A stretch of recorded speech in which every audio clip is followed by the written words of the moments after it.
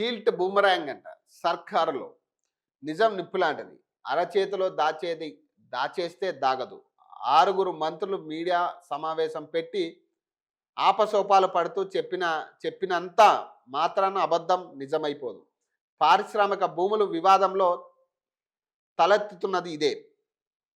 ఇదంతా అత్యంత రహస్యంగా జరుగుతున్నదని, ఇందులో లోపైకార వ్యవహారం ఏదో దాగి ఉందని, ప్రభుత్వ భూములను అడ్డి అడ్డికి పావుసేరుగా తెగనమ్మి గుట్టగా కోట్లు కొల్లగొట్టేందుకు బిగ్ కుట్ర జరుగుతుందని, నమస్తే తెలంగాణ కథనాల ప్రకారం చెప్పిందంతా నిజమేనని రుజుమవుతుంది. ముఖ్య నేత మౌనంగా దాక్కుని ఆరుగురు మంత్రులను తెర మీదకి దింపి ఎన్ని అబద్ధాలు పలికినా ఈ భూముల దంద వెనుక పెద్ద దోపిడీ కుట్ర దాగున్నదని స్పష్టమవుతుంది. పారిశ్రామిక భూముల పాలసీపై ప్రభుత్వంలోనే తీవ్ర వ్యతిరేకత. నిన్న మంత్రులు, నేడు ఉన్నతాధికారులు వరుస అభ్యంతరాలు. డ్రాఫ్ట్ కాపీపై సంతకానికి పరిశ్రమల శాఖ ఉన్నతాధికారిని నిరాకరణ. పలు శాఖల్లో సబ్ కమిటీ చర్చించిందంటూ డ్రాఫ్ట్ అంట. పాలసీ తీసుకుని తీరును తప్పుపడుతూ డ్రాఫ్ట్పై సంతకానికి అలాగే పరిశ్రమల శాఖ ఉన్నతాధికారి ససేమీరా ఒక్కసారైనా సబ్ కమిటీ నాతో మాట్లాడిందే లేదు. నన్ను సంప్రదించకుండానే పాలసీ ఖరారు చేశారు.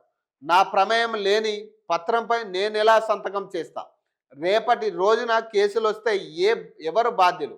పాలసీలో విభేదించిన ఉన్నతాధికారి ఆక్షేపిస్తూ సీఎంఓ అధికారి లేఖ. ముఖ్య నేతకు నివేదించిన సీఎంఓ ఉన్నతాధికారి ఆయన రంగంలోకి దిగి సర్ది చెప్పడంతో ఎట్టకేలకు జీవో.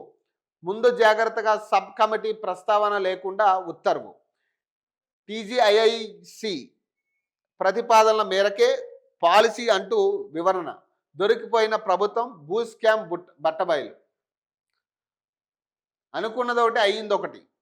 6 నెలల నుంచి తెర వెనక పక్కాగా ప్లాన్. చక్రం తిప్పిన సీఎంఓలోని ముఖ్య అధికారి. మంత్రులకు సమాచారం లేకుండానే జాగ్రత్తలు. క్యాబినెట్ ఎజెండాలోనే చివరి అంశంగా హిల్ట్. వివాదాస్పదంగా అవడంతో టీజీఐఏసీ పైకి నెపం. ఉత్తర్వులు వెలువడిన 24 గంటల్లోనే పీసీబీ నుంచి పరిశ్రమలన్నిటినీ గంపగుత్తిగా నోటీసులంట. రేవంత్ రెడ్డి ఇటు చంద్రబాబు నాయుడా లేకపోతే ఎవరిది? ఎవరి ఫోటో అనుకోవాలి? అది వేస్తే ఓపెన్గా అయింది ఫోటోలు. చెప్తే ఓపెన్గా చెప్పండి. ఇక దాగుడు మూటలు ఎందుకు ఇవన్నీ? సాధారణంగా పరిశ్రమల శాఖ కార్యకలాపాలు పరిశ్రమల స్థాపన, అలాగే పెట్టుబడులు, ఆకర్షణ, అలాగే రాయితీలు, భూముల కేటాయింపులు, టీజీఐఐసి తదితర వ్యవహారాలు పరిశ్రమ శాఖ ముఖ్య కార్యదర్శి ఆధీనంలో ఉంటాయి. అయితే కాంగ్రెస్ అధికారంలోకి వచ్చిన తర్వాత రాష్ట్ర పరిశ్రమల శాఖ ఇప్పుడు ఇద్దరు బాసుల మధ్య నలుగుతున్నదని చెప్పుకుంటున్నారు. ఒకరు పరిశ్రమల శాఖలో కూర్చొని అజామాయిషీ చేస్తుంటే మరొకరు సీఎంఓలో ఉండి పెత్తనం చెలాయిస్తున్నారన్న ఆరోపణలు ఉన్నాయి. కంపెనీల వ్యవహారాలు, అలాగే పెట్టుబడులకు సంబంధించిన మెయిల్స్, ఇతర సమాచారం అంతా సీఎంఓలో కూర్చున్న అధికారికి వెళ్తున్నాయని, ఆయన వాటిని చూసి అక్కడే నిర్ణయాలు తీసుకుని కేవలం చట్టబద్ధమైన సంతకాల కోసమే పరిశ్రమల శాఖ ముఖ్య అధికారికి పంపుతున్నట్టు సచివాలయంలో చర్చ జరుగుతున్నది. ఈ విధానాన్ని పరిశ్రమల శాఖ ముఖ్యాధికారి తీవ్రంగా వ్యతిరేకిస్తున్నట్టు తెలిసింది. అయితే ఆయనకు ముఖ్య నేత అన్నదండలు ఉండడంతో గట్టిగా ఎదిరించలేకపోతున్నానని సమాచారం. సీటు వెనుక నుంచి ఆయన డ్రైవింగ్ చేస్తుంటే తను రబ్బర్ స్టాంప్గా మారని ఆ ముఖ్యాధికారి తన సన్నిహితుల వద్ద ఆవేదన చెందారట. తాజాగా హిల్ట్ పాలసీతో వీరిద్దరి మధ్య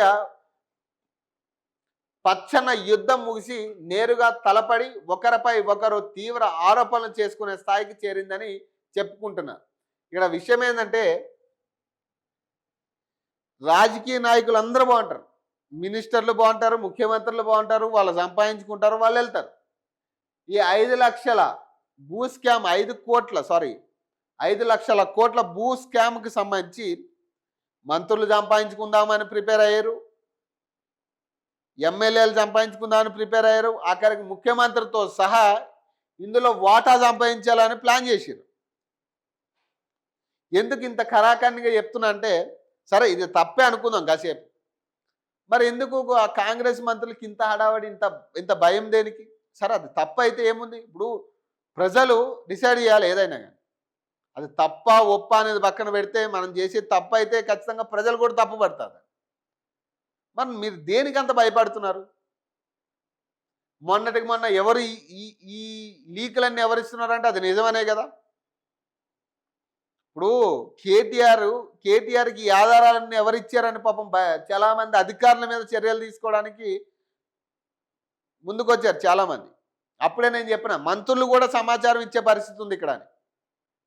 ఓన్లీ అధికారుల మీద మీ దృష్టి పెట్టగానే మంత్రులు కూడా ఇందులో ఇన్వాల్వ్ అయి ఉండొచ్చు అని నేను చెప్తున్నా. ఎందుకు ఇంత భయం మీకు?